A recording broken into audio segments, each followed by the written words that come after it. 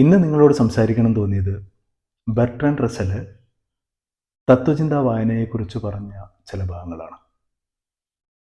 Russel history of western philosophy എന്ന് പറയുന്ന തൻ്റെ പുസ്തകത്തിൽ എങ്ങനെ തത്വചിന്തയെ എന്നതിനെക്കുറിച്ച് ചില മാർഗനിർദ്ദേശങ്ങൾ തരുന്നു. ഒരുപക്ഷെ നമുക്കതിനെ ക്ലോസ് റീഡിംഗ് എന്ന് വേണമെങ്കിൽ പറയാം. തത്വചിന്തയെക്കുറിച്ച് മാത്രമല്ല, എല്ലാ വായനകളിലും എല്ലാ എഴുത്തുകളെ സമീപിക്കുമ്പോഴും എനിക്ക് തോന്നുന്നു നമുക്ക് റസ്സൽ നമുക്ക് കാണിച്ചു തന്ന വഴി പിന്തുടരാവുന്നതാണ് എന്നാണ് എനിക്ക് തോന്നിയിട്ടുള്ളത്. റസ്സൽ പറയുന്നു, neither enter A book with reverence or content. ഭയങ്കരമായ ഭക്തിയോടുകൂടെയോ അല്ലെങ്കിൽ മറ്റൊരു നിലയ്ക്കുള്ള ഒരു അവജ്ഞയോടുകൂടിയോ ഒന്നും നമ്മൾ ആ പുസ്തകത്തിനെ സമീപിക്കേണ്ട ഒരാവശ്യമില്ല. പക്ഷേ നമ്മൾ എങ്ങനെയാണ് അതിനെ സമീപിക്കേണ്ടത് എന്നതിനെക്കുറിച്ച് റസ്സൽ പറയുന്നത് ഇങ്ങനെയാണ്: in studying a philosopher the right attitude is neither reverence nor contempt but first a kind of hypothetical sympathy. നമ്മളങ്ങനെ ഒരു ഹൈപ്പോത്തറ്റിക്കൽ സിമ്പത്തിയിൽ എത്തുക. ആ എഴുത്തുകാരൻ്റെ ആശയലോകത്തെ നമ്മൾ വിശ്വസിക്കുന്നുണ്ട്, അല്ലെങ്കിൽ അത് നമ്മൾ അനുഭവിക്കുന്നുണ്ട് എന്നങ്ങ് വിശ്വസിക്കുക. ഒരുപക്ഷെ നമുക്ക് പറയാം, ഒരു അപ്രന്റീസ്ഷിപ്പിൻ്റെ ഒരു കാലഘട്ടമാണ് എന്ന് വേണമെങ്കിൽ പറയാം. അവരുടെ സിസ്റ്റം ഓഫ് തോട്ടിനെ അല്ലെങ്കിൽ ആ എഴുത്തിൽ നമ്മൾ ജീവിക്കുന്നു, അതിൽ വിശ്വസിക്കുന്നു. ഇതായിരിക്കും റസ്സൽ പറയുന്ന ഒരുതരം ഹൈപ്പോത്തറ്റിക്കൽ സിമ്പത്തി എന്ന് പറയുന്നത്. ആ എഴുത്തുകാരൻ്റെ ചിന്താലോകത്തിലേക്ക് നമ്മൾ പ്രവേശിക്കുക എന്നുള്ളതായിരിക്കും ഒരുപക്ഷെ റസ്സൽ പറയുന്നത് ഈ ഹൈപ്പോത്തറ്റിക്കൽ സിമ്പത്തി എന്നുള്ളത് കൊണ്ട്. പക്ഷേ അവിടെ നിൽക്കുന്നില്ല. അതിനുശേഷം റസ്സൽ പറയുന്നത് ഇങ്ങനെയാണ്: until it is possible to know what it feels like to believe in his theories and only then revival of the critical attitude which should resemble as far as possible the state of mind of a person abandoning opinion which he has hitherto held. പിന്നീടാണ് അത് വരുന്നത്.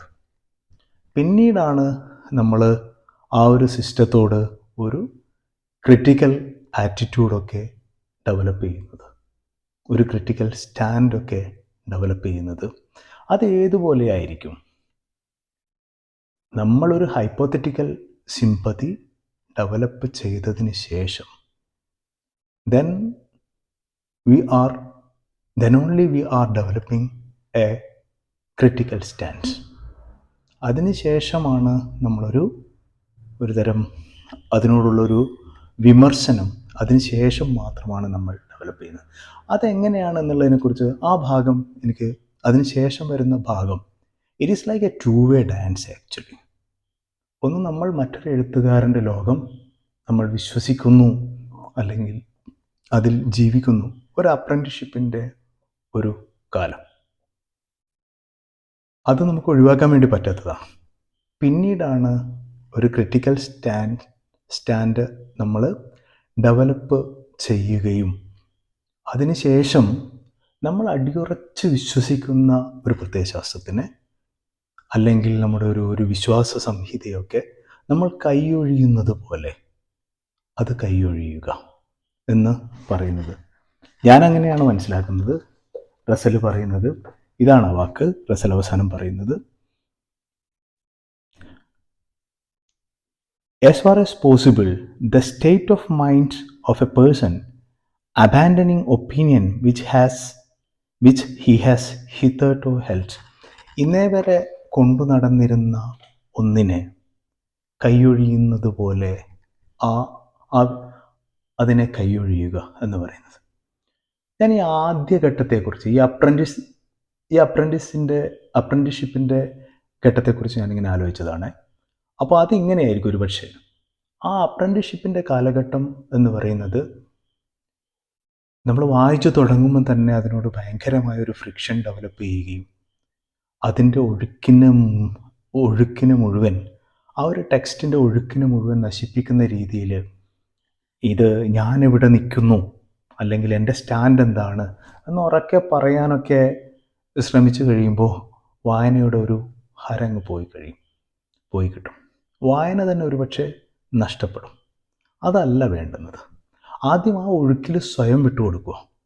ഞാൻ എവിടെയാണ് എന്നറിയാതെ അതിൻ്റെ അതിൻ്റെ അതുമായി ഒന്ന് എറ്റ്യൂൺ ചെയ്യാൻ വേണ്ടി അതിൻ്റെ വാക്കുകളിൽ, അതിൻ്റെ റിതത്തിൽ, അതിൻ്റെ താളത്തിൽ സ്വയം നഷ്ടപ്പെടുന്ന ഒന്നായിരിക്കും വായനയുടെ ആദ്യഘട്ടം എന്ന് പറയുന്നത്.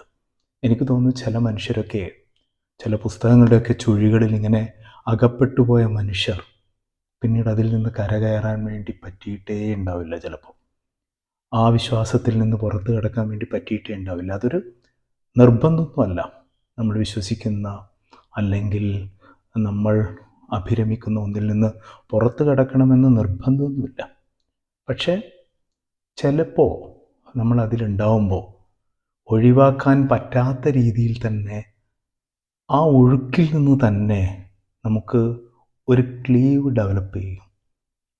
ആദ്യത്തെ ആ ഒരു ഹൈപ്പോത്തറ്റിക്കൽ സിമ്പതിയിൽ നിന്ന് മാറി നമ്മൾക്ക് അതിനോട് തന്നെ ഒരു വിമർശനം, അതിൻ്റെ നടുക്ക് വെച്ച് തന്നെ അതിൽ നിന്ന് തന്നെ നമുക്കൊരു ഡിറ്റാച്ച്മെൻറ്റ്, ഒരു ഒരു ഒരു ക്രിറ്റിസിസം നമുക്കതിൽ നിന്ന് തന്നെ ഡെവലപ്പ് ചെയ്യുന്നുണ്ടായേക്കാം.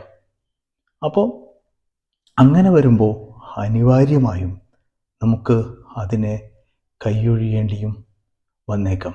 പക്ഷേ അതൊരു നിർബന്ധമൊന്നുമല്ല. നമുക്ക് ആ രീതിയിൽ ഇപ്പോൾ അകപ്പെട്ടു പോയ എല്ലാ സ്ഥലത്തിൽ നിന്നും നിർബന്ധമായും പുറപ്പെടണം എന്നൊന്നുമില്ല. ചിലപ്പോൾ നമ്മൾ അതിൻ്റെ കയറ്റിറക്കങ്ങളിൽ, അതിൻ്റെ താളത്തിൽ, ആ പുസ്തകത്തിലൊക്കെ ജീവിച്ച് മരിച്ചു എന്ന് വന്നേക്കാം. ഒരുപക്ഷെ അത് നമ്മൾക്കുള്ള ഒരു ഒരു ഒരു ലൈഫ് ടൈം നമ്മളവിടെ തന്നെ തുടർന്നു എന്ന് വന്നേക്കാം.